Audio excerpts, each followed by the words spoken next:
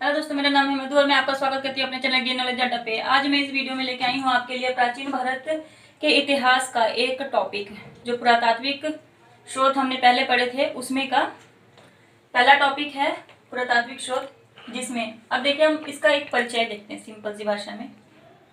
जैसे कि इसमें कौन कौन से आते हैं, पुरातात्विक स्रोत में कौन कौन से हैं, तो अभिलेख आते हैं, सिक्के आते हैं, स्मारक आते हैं एवं भवन आते हैं। जो पुराने स्मारक वगैरह होते हैं, जैसे हड़प्पा काल के जो स्मारक मिले हैं हमारे को, वो वहीं पे मूर्तियां भी आती हैं। मूर्तियों, इनसे कला का पता चलता है, धार्मिक आस्था का पता चलता है। चित्रकला भी आते हैं, मृद भांड भी आते हैं, जो बर्तन हुआ करते थे मिट्टी या चित्रित धूसर वगैरह के उस समय के मृद भांड आते हैं, और आभूषण आते हैं, और भी अन्य आते हैं जैसे कंकाल वगैरह आते हैं। उससे ये पता चलता है कि कौन औरत का है, कौन आदमी का कंकाल है, और भी या वो कितने साल पुराने के हैं, इससे ऐसे पता चलता है। तो चलिए इसको शुरू करते हैं। अभिलेख का एक परिचय देखते हैं। इसमें जैसे अभिलेख कहाँ पे लिखे होते हैं, पत्थरों, स्तंभों, धातु की पट्टियों, मृद भांडों, स्तूपों, ताम्रपत्रों पे ये उत्कीर्ण होते हैं। मतलब जो लिपि उत्कीर्ण होती है उसे अभिलेख कहते हैं इन चीजों पे।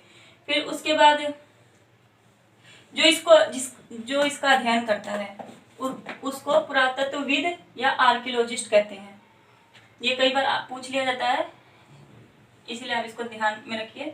अन्य दस्तावेजों जैसे कि प्राचीन इसकी लिपि और तिथि, जो इसकी अभिलेख होते हैं उनकी तिथियों और लिपियों को जो जिनका अध्ययन करते हैं उनको कहते हैं पुरालिपि शास्त्री। ठीक है।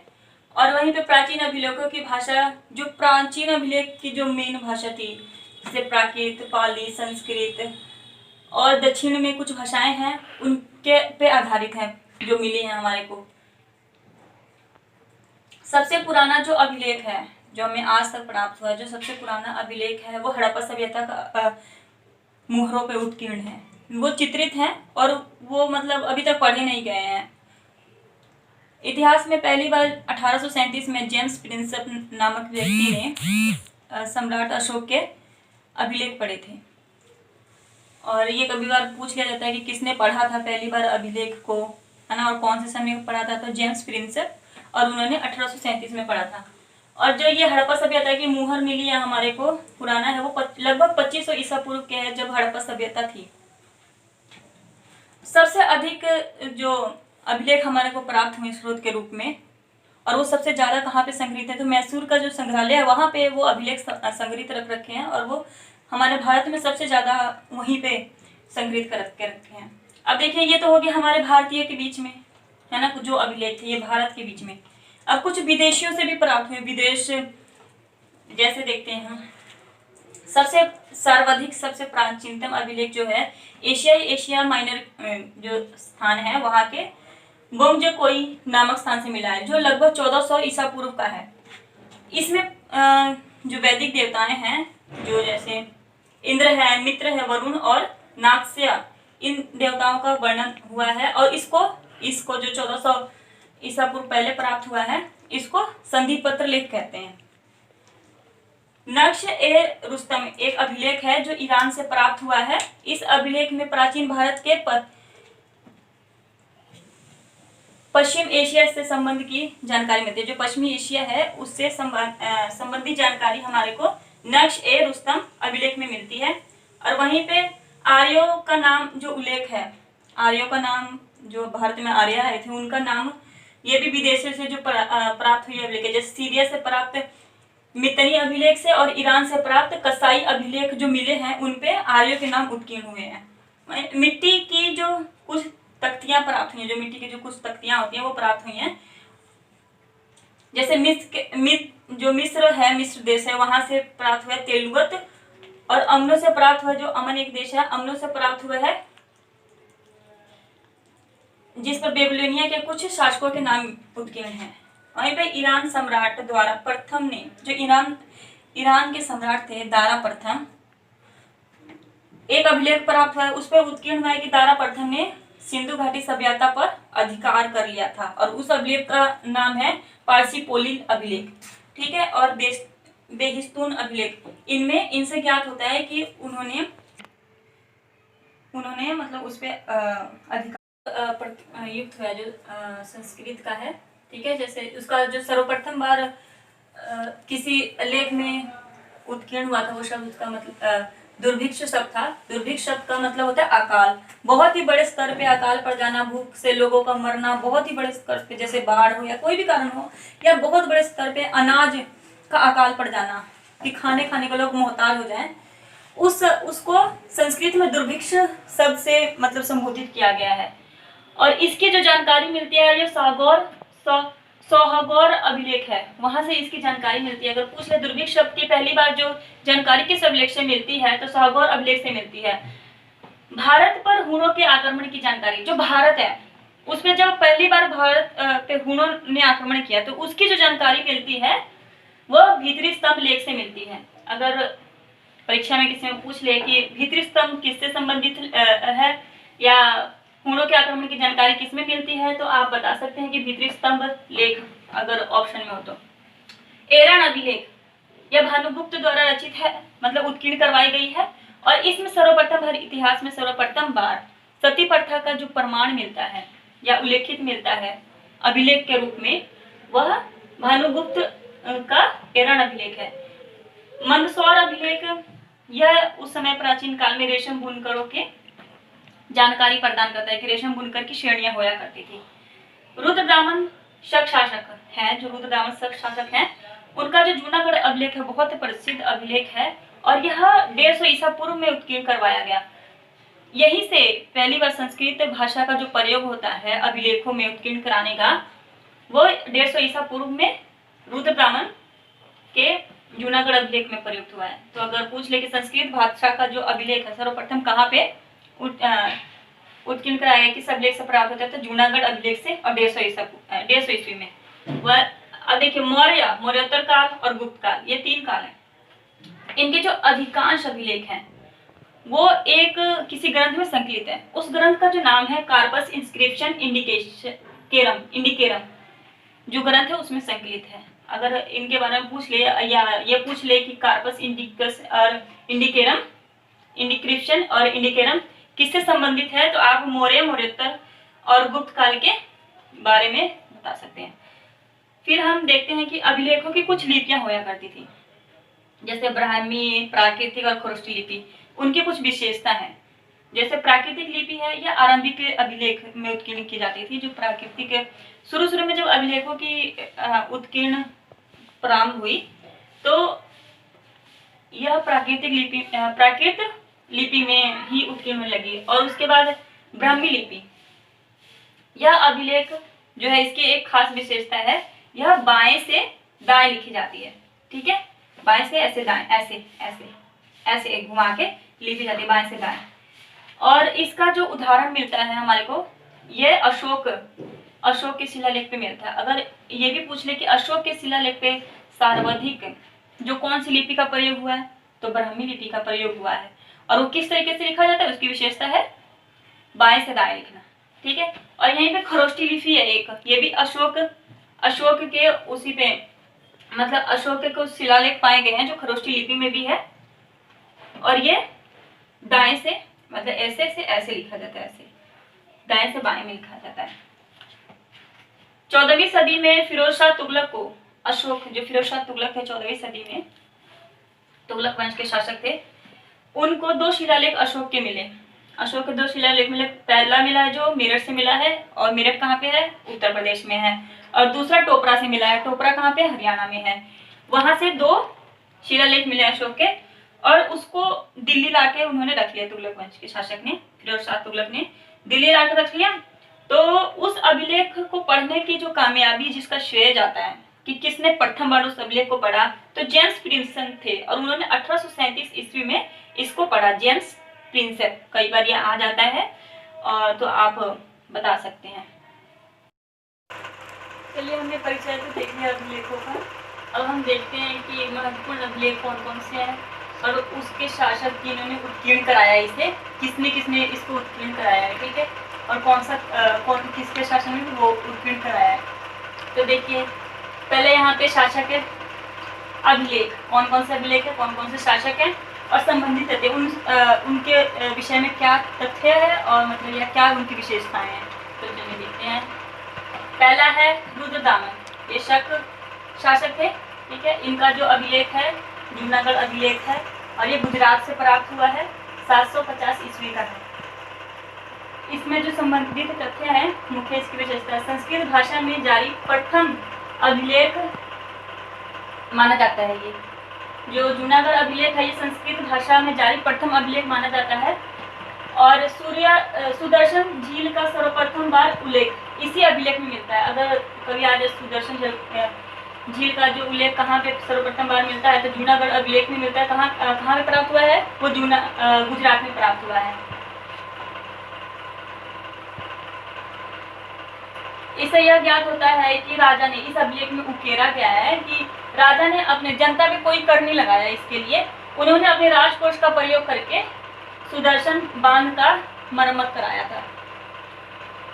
चलिए देखते हैं पुलकेशिन द्वितीय, ये दूसरे शासक हैं, चालुक्य वंश के हैं और इनका है ऐहोल अभिलेख। जो इसकी विशेषता है, यह अभिलेख को दरबारी, इनका जो कवि था दरबारी कवि रविकीर्ति, उसने इसकी उत्कीर्ण मतलब इसकी रचना की थी इस अभिलेख की। और समुद्रगुप्त, यह गुप्त वंश के शासक हैं।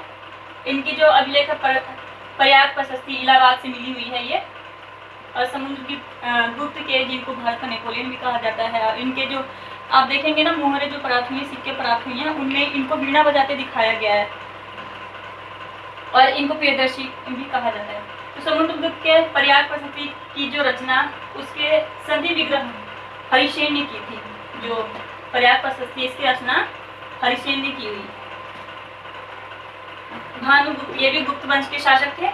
इनका अभिलेख है एरण अभिलेख और इसको सागर के नाम से भी जाना जाता है और ये मध्य प्रदेश से प्राप्त हुआ है। इसमें सर्वप्रथम बार, जो इसकी विशेषता है, सर्वप्रथम बार सती प्रथा, कोई सैनिक था उनके शासनकाल में, उनके राज्य में, उसका नाम गोरसप्पा था।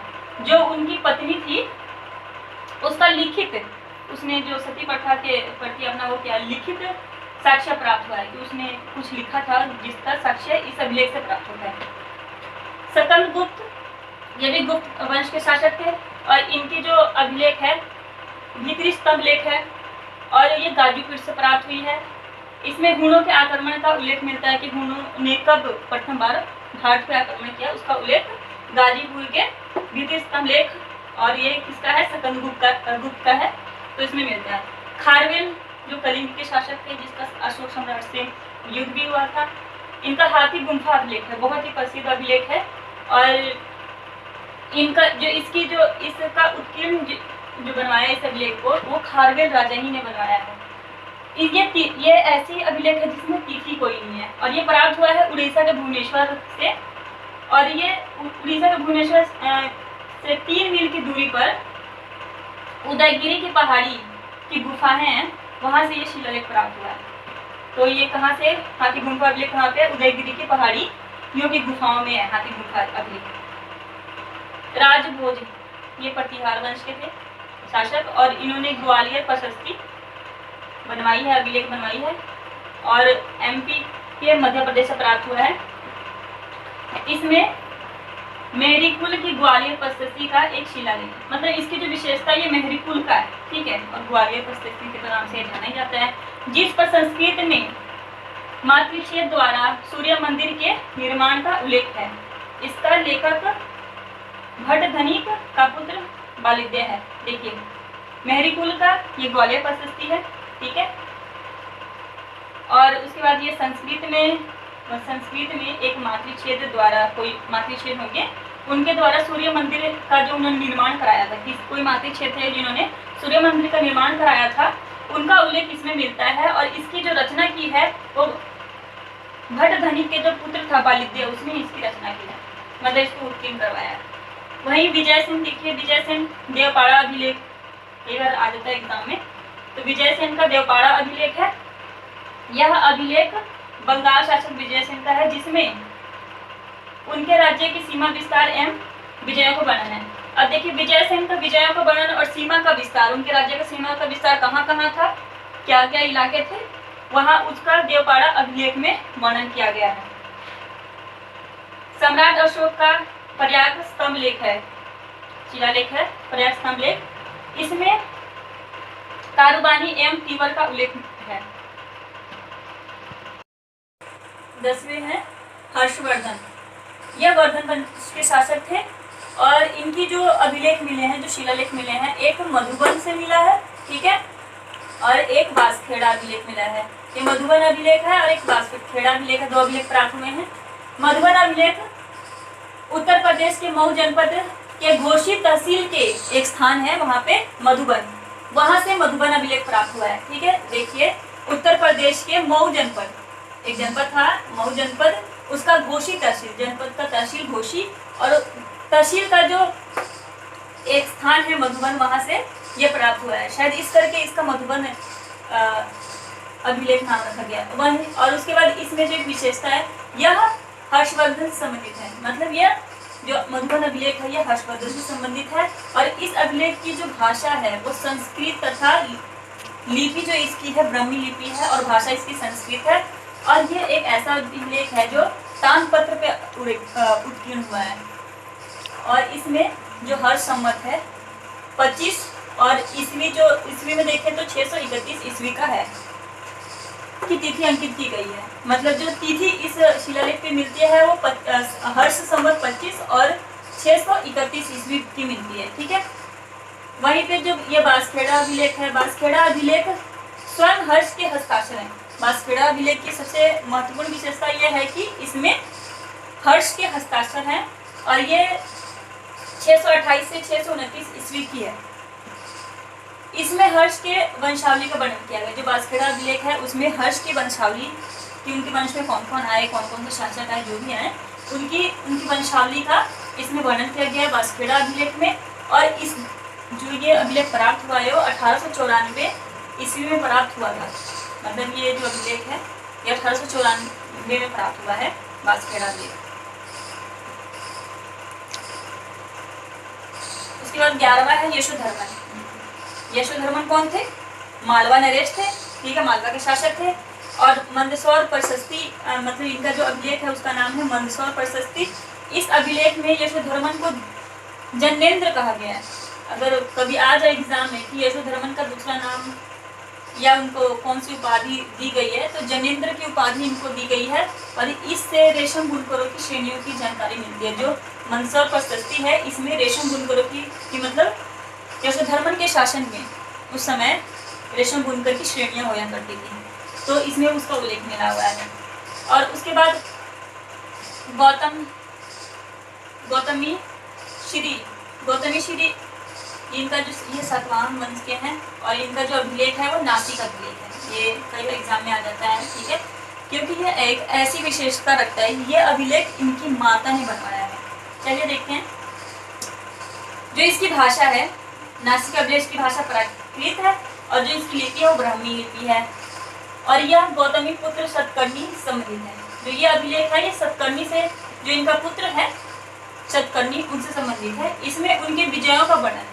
जो सतकर्णी है उनके जितने भी विजय हैं वो नासिक अभिलेख में वर्णित किए गए हैं। और इस शिलालेख को जो माता थी, उनकी माता श्री बालश्री ने बनवाया है। आगे देखते हैं चंद्रगुप्त द्वितीय। इनका जो एक लेख है गुहा लेख है और यह उदयगिरी से प्राप्त हुआ है। इसमें उल्लेख किया गया है कि जो चंद्रगुप्त द्वितीय का जो मुख्य उद्देश्य था वो पूरे संपूर्ण पृथ्वी को जीतना चाहते थे। इनका जो मुख्य उद्देश्य इसमें बताया गया है। और एक मेहरौली लोक स्तंभ में मिला हुआ है, उसमें चंद्रगुप्त के विजयों को वर्णन है। तो मेहरौली लोक स्तंभ में क्या है? चंद्रगुप्त के विजयों को वर्णन है। और गुहा लेख में है कि पूरे पृथ्वी को जीतना चाहते थे, इनका मुख्य उद्देश्य था, उसका वर्णन किया गया है। और एक कुमारगुप्त प्रथम इनका तुमुन अभिलेख है। इसमें कुमारगुप्त प्रथम को शरदकालीन सूर्य की भांति बताया गया। इस अभिलेख की जो विशेषता है वो कुमारगुप्त को ये बताती है कि वो शरदकालीन सूर्य की भांति, जो शरद में मीठी मीठी सूर्य की रोशनी होती है उस तरीके के उनके जैसे थे।